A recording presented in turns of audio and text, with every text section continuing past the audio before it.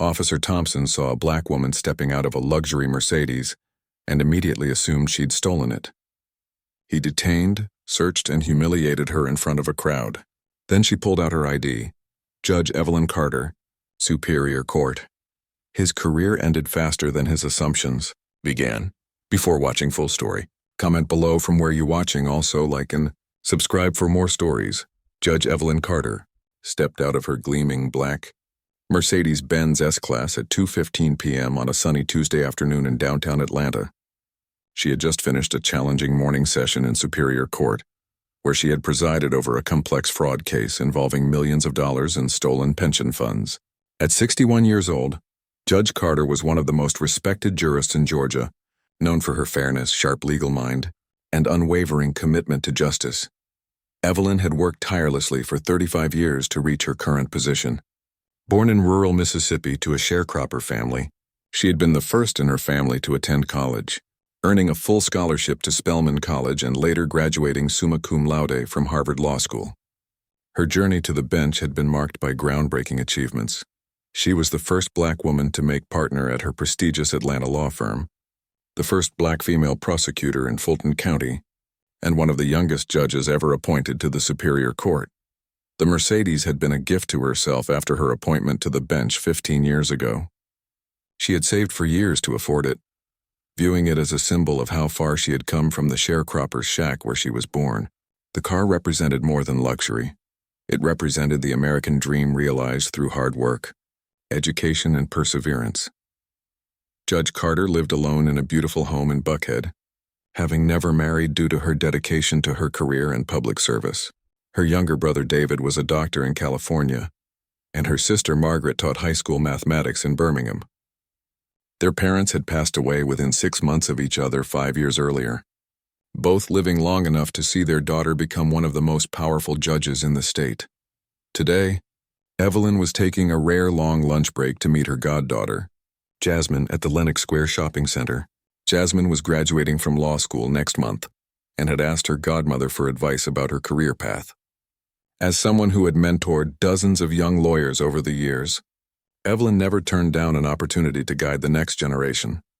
She parked her Mercedes in the crowded mall parking lot and was checking her phone for Jasmine's text when she heard a car door slam nearby.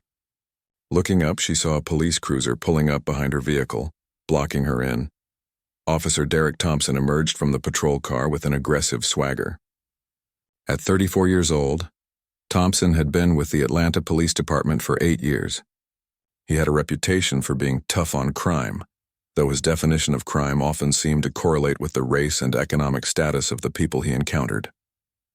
Thompson had grown up in a working-class white family in suburban Atlanta, and he harbored deep resentments about what he perceived as reverse discrimination and special privileges for minorities. Thompson's partner, Officer Lisa Martinez, stepped out of the passenger side looking uncomfortable. Martinez was a newer officer who had graduated from the police academy just 2 years earlier. She had joined the force with idealistic goals of community service, but working with Thompson had shown her the ugly reality of policing culture. She often found herself caught between her principles and the pressure to support her partner. "Excuse me, ma'am," Thompson called out loudly, his voice carrying across the parking lot and drawing attention from other shoppers. "Step away from that vehicle." Evelyn looked around, confused. "I'm sorry, officer. Is there a problem?" "Yeah, there's a problem," Thompson said, approaching with his hand resting on his service weapon. "We've had reports of car thefts in this area, and you fit the description of a suspect." The accusation hit Evelyn like a physical blow. In all her years of breaking barriers and fighting discrimination, she had rarely encountered such blatant profiling. The assumption that a well-dressed black woman couldn't possibly own an expensive car was both infuriating and deeply hurtful. "Officer, I think there's been a misunderstanding," Evelyn said calmly, drawing on decades of courtroom experience to keep her voice steady. "This is my car. I can show you my registration and license." "Sure you can," Thompson said sarcastically. "That's what they all say. Step back from the vehicle and keep your hands where I can see them." A crowd was beginning to gather in the parking lot. Shoppers stopped to watch the confrontation, many pulling out their phones to record. Evelyn was acutely aware that this moment could define not just her afternoon, but potentially her reputation and career if it escalated improperly. "Officer Thompson," Evelyn said, reading his name tag. "I'm going to reach into my purse very slowly to get my identification. I'm announcing my movements to avoid any misunderstandings. Don't you tell me what you're going to do," Thompson snapped. "I'll tell you what to do. Turn around and put your hands on the car." "For what?" Evelyn asked, her legal training kicking in. "What crime do you suspect me of committing?" "Grand theft auto, possession of stolen property, and whatever else I find when I search you," Thompson replied aggressively. Officer Martinez shifted uncomfortably beside her partner. Something about the woman's demeanor, her way of speaking, and her obvious education suggested she wasn't what Thompson assumed her to be. "Thompson," Martinez said quietly. "Maybe we should check her ID first before more." "Martinez, shut up and let me handle this," Thompson cut her off. "Turn around, lady, or I'll turn you around myself." Evelyn realized she had a choice to make.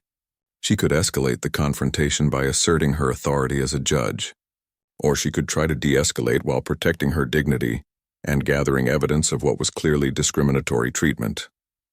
"Officer Thompson, I'm going to comply with your request, but I want to state clearly for everyone recording that I believe this stop is without probable cause and violates my constitutional rights," Evelyn said loudly enough for the growing crowd to hear. As Evelyn placed her hands on her car, Thompson roughly searched her designer purse, looking disappointed when he found no contraband. Inside her wallet, he discovered her driver's license, registration, insurance card, and several credit cards, all bearing the name Evelyn Carter. "The registration matches the license," Martinez observed, hoping to defuse the situation. "So what?" Thompson said dismissively. "These could all be fake. High-end car thieves have sophisticated operations these days." Thompson's determination to find criminality where none existed was becoming increasingly obvious to the crowd of onlookers. Several people were openly expressing disapproval of his actions. "This is ridiculous," shouted an elderly white woman watching from nearby. "She obviously owns that car." "Leave her alone," called out a young man recording on his phone. "This is pure harassment." But Thompson was too invested in his assumptions to back down. His pride and prejudices had committed him to a course of action that was becoming more indefensible by the minute. "I'm calling this in to check if the vehicle is reported stolen," Thompson announced, returning to his patrol car to run the license plate number. For 20 agonizing minutes, Evelyn stood beside her car while Thompson conducted his investigation. During this time, the crowd grew larger and more vocal in their disapproval. Several people offered to serve as witnesses if she needed them, and a local news reporter who happened to be shopping began documenting the incident. Officer Martinez approached Evelyn during the wait, looking embarrassed and apologetic. "Ma'am, I'm sorry about this," Martinez said quietly. "The car isn't reported stolen, is it?" "No, officer, it's not," Evelyn replied calmly. "Because I purchased it with my own money 15 years ago." "What do you do for work?" Martinez asked, though she seemed to already suspect the answer wouldn't fit Thompson's assumptions. "I'm a superior court judge," Evelyn replied simply. Martinez's eyes widened. "You're a judge?" "Judge Evelyn Carter, Fulton County Superior Court," Evelyn confirmed. The color drained from Martinez's face as she realized the magnitude of what was happening. She had heard of Judge Carter. Everyone in law enforcement knew her reputation for fairness, but also for holding officers accountable when they violated constitutional rights. Thompson returned from his patrol car looking frustrated and angry. The vehicle check had confirmed that the Mercedes was legally registered to Evelyn Carter with no outstanding issues. "The car comes back clean," he admitted reluctantly, "but that doesn't prove anything. You could have stolen the identity along with the car." The accusation was so absurd that several people in the crowd laughed out loud. Thompson's face reddened with embarrassment and anger.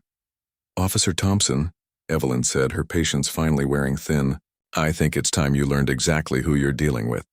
She reached into her purse and pulled out her judicial identification card, holding it up for Thompson to see. "Judge Evelyn Carter, Fulton County Superior Court. I think you'll find that judges don't typically steal cars." Thompson stared at the ID card, his mind struggling to process what he was seeing. The photo clearly matched the woman in front of him, and the official seal of the Georgia judiciary was unmistakable. This can't be real," Thompson stammered, but his voice lacked conviction. "It's very real. Evelyn replied firmly. And now I have some questions for you, Officer Thompson. What probable cause did you have to detain me? What specific evidence led you to believe I had committed a crime? Thompson's mouth opened and closed like a fish out of water. He had no answer because there had been no evidence. Only his racist assumptions about who could and couldn't own an expensive car. We had reports, Thompson began weakly. What reports? Evelyn pressed. From whom? When? What specific description were you given that led you to target me? The crowd was silent now, watching the tables turn as the judge took control of the situation. Officer Martinez stood frozen, knowing she was witnessing her partner's career implode in real time. Furthermore, Evelyn continued, I want to know why you continued this detention even after confirming that I owned the vehicle legally. What additional evidence were you seeking? Thompson realized he was trapped. Every word out of his mouth was being recorded by multiple phones, and anything he said would likely be used in the inevitable complaints and investigations that would follow. Judge Carter, Thompson said, his aggressive demeanor suddenly replaced by desperate politeness. I think there might have been some confusion. Maybe we can work this out professionally. Oh, there's been no confusion, Officer Thompson, Evelyn replied coldly. You made very clear assumptions about me based on my race, and you pursued those assumptions even when evidence contradicted them. That's not confusion, that's discrimination. She turned to address the crowd that had gathered. I want everyone here to understand something important, Evelyn said, her voice carrying the authority of her judicial position. What happened to me today happens to ordinary citizens regularly. The only difference is that I have the position and resources to fight back. This officer's behavior represents a systemic problem that affects our entire community. Thompson made one last desperate attempt to salvage the situation. Your Honor, surely we can handle this between professionals. There's no need to escalate. Officer Thompson, Evelyn cut him off. You escalated this situation the moment you decided that a black woman couldn't possibly own a Mercedes-Benz. Now you'll face the consequences of that decision. Evelyn pulled out her phone and made a call that Thompson dreaded to hear. Chief Williams, this is Judge Carter. I need to report a serious incident involving one of your officers. Yes, I'll hold. While waiting for the police chief to come to the phone, Evelyn addressed Officer Martinez. Officer Martinez, I want your perspective on what happened here. Do you believe your partner had probable cause to detain me? Martinez looked at Thompson, then back at Judge Carter, realizing that her answer could define her career. She had a choice: support her partner's indefensible actions or tell the truth. No, Your Honor, Martinez said quietly. I don't believe there was probable cause for this stop. Thompson shot his partner a look of betrayal, but Martinez continued. Your Honor, I tried to suggest we check your identification first, but Officer Thompson insisted on treating you as a suspect without any evidence of wrongdoing.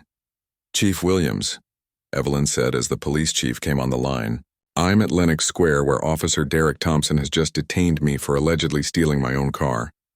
Yes, that's correct. I'll wait for your arrival. Within 15 minutes, Police Chief Harold Williams arrived on the scene with 2 supervisors. Chief Williams had known Judge Carter for years and respected her greatly. He took one look at the situation and immediately understood the gravity of what had occurred. Judge Carter, Chief Williams said respectfully, I apologize for whatever has happened here. Can you walk me through the incident? Evelyn provided a detailed, objective account of the encounter, while the crowd of witnesses nodded in agreement. Several people offered to provide statements supporting her version of events. Chief Williams turned to Thompson with barely controlled anger. Officer Thompson, is Judge Carter's account accurate? Thompson, realizing he had no credible defense, could only nod miserably.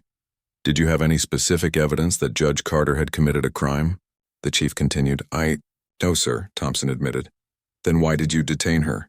Thompson couldn't answer without admitting to racial profiling, so he remained silent. Chief Williams made a decision that would send a clear message throughout his department. Officer Thompson, you are suspended immediately pending a full investigation.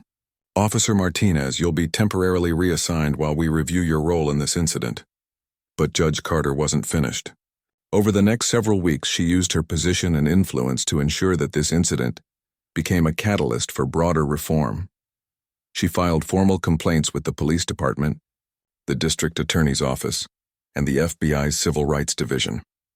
More importantly, She used her platform as a respected judge to speak publicly about the need for police accountability and training. 2 months later, Judge Carter was presiding over a special hearing she had requested to address systemic issues in police training and community relations. The courtroom was packed with community leaders, police officials, and media representatives.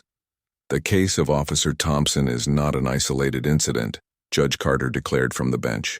It represents a pattern of discriminatory policing that undermines public trust and violates constitutional rights.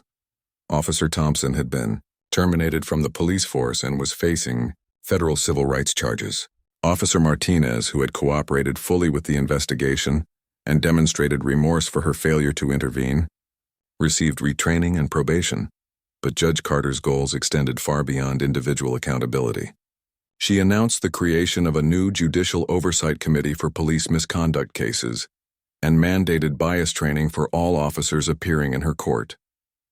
The badge represents a sacred trust, Judge Carter told the packed courtroom. When that trust is broken through discrimination and abuse of power, it must be rebuilt through transparency, accountability, and fundamental change in police culture. She also established a legal clinic to help citizens who had experienced similar treatment but lacked the resources to fight back. The clinic, staffed by volunteer attorneys and law students, would provide free legal assistance to victims of police misconduct. 6 months after the incident, Judge Carter received a letter from Officer Martinez, who had become an advocate for police reform within the department. Your Honor, the letter read, I want to thank you for handling our encounter with such dignity and wisdom. Watching you transform a terrible experience into meaningful change has inspired me to become the police officer I always wanted to be. I now speak regularly at the police academy about the importance of treating every citizen with respect, regardless of their race or economic status. Judge Carter also received hundreds of letters from citizens who had experienced similar treatment and felt empowered by her example to speak up and demand better treatment. One letter particularly moved her. It was from a young black woman named Ashley who had been pulled over while driving her grandmother's Cadillac to a job interview. Judge Carter, Ashley wrote, when I saw what happened to you and how you handled it, I found the courage to file a complaint about my own experience. The officer was disciplined, and I got the job I was interviewing for. Thank you for showing me that even when the system fails us, we can still fight for justice. A year later, Judge Carter was invited to speak at the Police Academy graduation ceremony. As she looked out at the diverse group of new officers, she reflected on how far the department had come. When you put on that badge, she told the graduating class, you're not just enforcing the law, you're representing the highest ideals of justice and service. Every person you encounter deserves to be treated with dignity and respect, regardless of their race, economic status, or the car they drive. She paused, thinking about her own experience and the lessons it had taught her about courage, justice, and the ongoing struggle for equality. The true test of a police officer isn't how tough you can be, but how fairly you can serve everyone in your community. Justice isn't about assumptions or stereotypes. It's about evidence, respect, and protecting the rights of all citizens.